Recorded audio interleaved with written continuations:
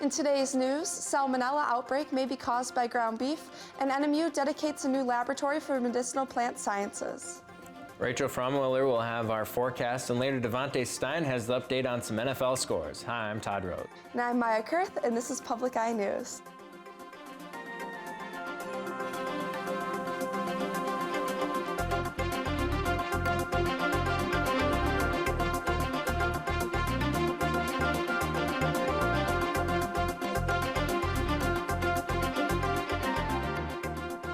Northern Michigan unveiled its new Shimazu Analytical Laboratory for medicinal plant sciences. The top-of-the-line lab equipment was donated to campus due to the NMU entering the Shimazu Partnership for Academics, Research, and Quality of Life program. Due to the partnership, over $851,000 of equipment has been donated to campus to help further students' future careers in the cannabis growing industry. Northern Michigan University's President Erickson says, quote, "The SPARK program is the type of public-private partnership that has higher education institutions such as Northern desired because they help us meet our goal to be a leader in preparing the most qualified workforce and citizenry," end quote. The new lab is located in West Science and is now in use. Next Tuesday, the Northern Center for Lifelong Learning is having a seminar called Cyber Law, Fake News, Data Collection, and Your Rights. Margot Vroman, a professor at NMU, will lead the discussion about how to navigate cybersecurity. To register for the event, call 906-227-2979. A three-vehicle accident Saturday in Shelter Bay has left 3 members of the NMU chapter of the Tau Kappa Epsilon fraternity injured. The incident occurred while the fraternity was doing their annual charity tub run, in which members take turns pushing a bathtub along the road in the spirit of good cause. The tub runner is escorted by 2 cars, one in front and one behind. The accident happened when another vehicle struck the rear escort, trapping the tub runner in between the 2 escort vehicles. He, along with the driver and passenger in the rear escort, were all taken to UP Health System Marquette. The driver that struck the fraternity members was cited for careless driving, and no names have been released at this time. And Beacon Ambulance will no longer transfer patients further than a 30-mile radius from Dickinson County Healthcare. In a statement released Friday, DCH had this to say, quote, "We respect Beacon's business decision as we ourselves know that changes to daily operations are sometimes necessary. DCH is taking all the steps necessary to ensure the safe and timely transfer of our patients to facilities that provide the level of care that is needed," end quote. Surrounding health organizations have offered support to DCH, and DCH also said in the statement they expect the high level of care they provide to continue despite the shakeup. Marquette resident David Bellinger created a new type of mechanical broadhead for hunters. The design and development of the Morphus Broadhead has taken Bellinger 6 years. The main feature that sets the Morphus Broadhead apart from competitors is that the blades open up upon impact. As a result, this increases blood loss and maximizes the chances of a possible exit wound. The Broadhead will be available for purchase in the coming months. And Houghton County has still not recovered from the flood during Father's Day in 2018. Many roads and areas that were affected are still unable to be used as the damage has not been cleaned up. An estimated $20 million worth of damage still needs to be completed. Houghton County Highway Engineer Kevin Harju says, quote, "We had $22.5 million worth of damage in our highway system, which requires about a $4.5 million match from the Road Commission, which we don't have because our budget is only about $5 to $6 million a year," end quote. The Houghton County Road Commission is hopeful for upcoming recovery projects. And after this break, we'll have your national and international news. I grew up in the South Bronx in the 1970s, during the time of the fires. Landlords were burning our buildings for profit, and they didn't have to rebuild our homes. 250,000 people displaced, residents and grassroots organizations had no other choice but to fight back. These were our homes. This was our neighborhood. We weren't gonna take it lying down. Decade of Fire. Tonight at 10 after Retro Report. And welcome back. The Centers for Disease Control and Prevention has issued a warning about properly cooking meat products, primarily beef. The warning from the CDC comes as salmonella breaks out in several states. In total, there have been 10 reported instances of salmonella, with 8 of those cases resulting in hospitalization and 1 death. Cases have been found in the following states: California, Colorado, Iowa, Kansas, Oklahoma, and Texas. The U.S. Department of Agriculture's Food Safety and Inspection Service, alongside the CDC, are currently investigating the rise in the bacteria Salmonella Dublin, which causes the illness. And at least 2 Trump administration officials subpoenaed to testify today refused to show up for their closed-door testimony, and 2 more are expected to skip this afternoon. But that doesn't mean things are completely quiet on the impeachment front. Nicole Killian has more details from Capitol Hill. Fiona Hill, President Trump's former Russia expert on the National Security Council, arrived on Capitol Hill to review the transcript from her deposition. Impeachment investigators have been working behind closed doors, and the first transcripts from those interviews are expected to be released as early as today, with more to follow. I think you're going to see all of the transcripts that are going to be released probably within the next 5 days. Even before seeing the transcripts, President Trump is pushing back, accusing Congressman Adam Schiff of changing the words and saying Republicans should release their own transcripts. Yeah, they're going to release the real transcripts. Yeah, they're going to. Well, I mean, who knows how much he redacts?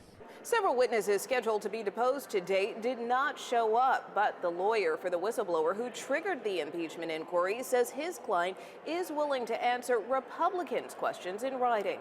President Trump, who answered Special Counsel Robert Mueller's questions in writing during the Russia election interference investigation, tweeted that the whistleblower must be brought forward to testify. Written answers not acceptable. The whistleblower should be revealed, because the whistleblower gave false stories. Some people would call it a fraud. Democrats say they will protect the whistleblower's identity. Nicole Killian, CBS News, Capitol Hill. On Sunday, the CEO of McDonald's, Steve Eastbrook, has left the company after allegations of a romantic relationship with an employee of the company. Details about the employee and the relationship are not available at this point. The company now appointed Chris Kempczynski as the new CEO. The 2020 presidential election is now less than a year away, and for the Democratic nomination, the race is still wide open. A recent poll from the key state of Iowa shows the top Democratic candidates, Elizabeth Warren, Bernie Sanders, Pete Buttigieg, Joe Biden, are all within a few points of each other. Ed O'Keefe is in Des Moines.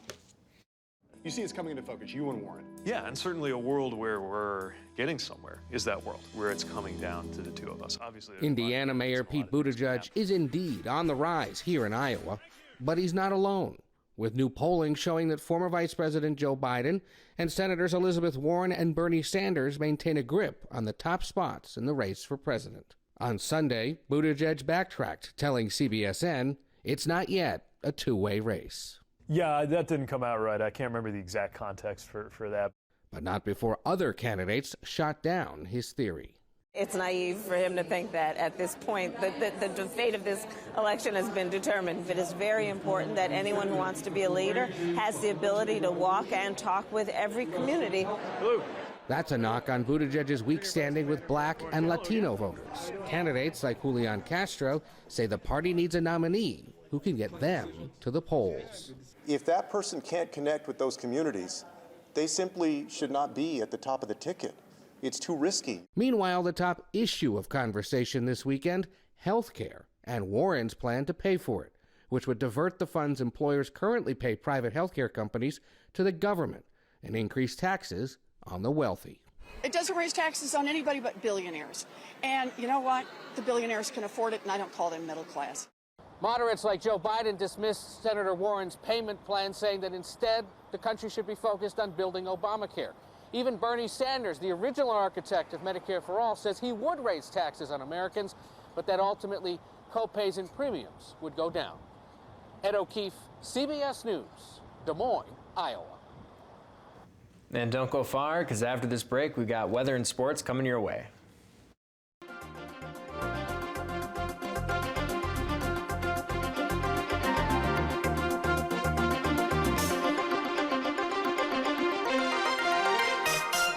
Next time on Finding Your Roots, journalist Brian Gumbel. He's a Confederate soldier. He was a rebel. Television producer Tanya Lewis-Lee. It's really astounding. And journalist Suzanne Malveaux. Your fourth great grandfather was a slave owner, a black slave owner. That's really tough. Tuesday night at 8 on WNMU TV. Welcome back to Public Eye News. I'm Rachel Frommuller here with your weather today. This is the campus behind me. It's a beautiful day. It's a little bit chilly, but overall it's a really nice day outside. Looking ahead to the current Conditions for the day, it's cloudy outside. We have 39 degrees, winds moving west-northwest at 5 miles per hour, and a barometric pressure of 29.82 degrees, and it's steady. Tonight we have a little bit of snow, a low of 25 degrees, winds moving west at 13 miles per hour. And tomorrow we'll have partly cloudy skies, a high of 31 degrees, winds moving west-northwest at 16 miles per hour. Looking around the UP, over here in Sault Ste. Marie, we've got 41 degrees, as well as Manistee and Escanaba behind me over here. Menominee, it's 44 degrees. Iron Mountain, it's 39. Ironwood, it's 36. 41 in Houghton, and in Marquette, it's 39 degrees. Looking ahead for Wednesday, it's a high of 33 degrees, a low of 22 degrees, and partly cloudy. Thursday, we've got a high of 31, a low of 22, and some snow. And on Friday, we've got a high of 32, a low of 25, and partly cloudy skies. And I heard the men's soccer team got a win. Yes, it did. Thank you, Rachel. You're welcome. The men's soccer team senior day ended in victory this past weekend as they defeated Ashland 2-0. NMU honored it 17 years before the game. The first half ended scoreless from both sides until the middle of the second half when senior Lewis Murray sent a free kick sailing where fellow senior Luca Lippert found the back of the net. Later in the half, junior Keegan Goetz found the back of the net for his first career goal. Following the win, the Wildcats improved to 7-6 in GLIAC play and are in the sole possession of the 5th seed in the GLIAC tournament. The men will travel to GLIAC leader Wisconsin Parkside for a season finale. A win there, along with the Northwood loss to SVSU, would result in a tie for 4th place, giving the Wildcats a home playoff match. Good luck, Wildcats. Checking out some Week 9 NFL action, the whole NFC North dropping games this week. Starting with the Chiefs defeating the Vikings 26-23 from a 44-yard field goal as time expires from kicker Harrison Butker to give them the win. The Dolphins pick up their first win of the season, defeating the Jets 26-18, now joining the solo win Jets. The Bears continue to struggle as they lose another close game to the Eagles, 14-22. Mitchell Trubisky had only 10 completions for a whopping 125 yards. The Lions drop a close one as they lose on the road in Oakland, 31-24. The Packers drop an ugly one against the Chargers, 26-11, as LA picks up their first home win against Green Bay in franchise history. The Patriots drop their first game of the season as the Ravens dominate and come out on top, 37-20. The 7-1 Saints are sitting at second place in the NFC as they will come out of their bye week against divisional rival Atlanta Falcons. And wrapping up Week 9, the Giants are set to take on the Dallas Cowboys in an NFC East matchup. Kickoff is set for 8:15 tonight. Checking out NBA scores over the weekend, the Lakers extend their winning streak to 5 as they top the Spurs 103-96. Anthony Davis had 25 points and 11 boards, while LeGoat James notched a triple-double with 21 points, 13 dimes, and 11 boards. The Pistons pick up a win over the Nets, 113-109. Andre Drummond picks up his third straight 2020 game, grabbing 25 points and 20 boards. The Warriors drop another, making that 5 of the last 6 games, losing to the Hornets 87-93. And the smoking hot Miami Heat embarrass Houston Rockets 129-100. The Heat started out very hot, jumping to a 59-18 lead. Miami now has matched their best 6-game start in franchise history. And I don't know about you, Todd, but I'm pretty excited going forward for the NBA season. They've had a pretty good start so far, a lot of good action out there. Yeah, it sounds like the Heat's living up to their name so far. They're pretty hot thus far in the season. Yeah, no, they're starting off 6-1. I think I said that was the second best in franchise record, so they're starting off real well. And that's all the time we have on Public Eye News. I'm Devontae Stein. I'm Todd Rose. Thanks for joining us, and we'll see y'all tomorrow.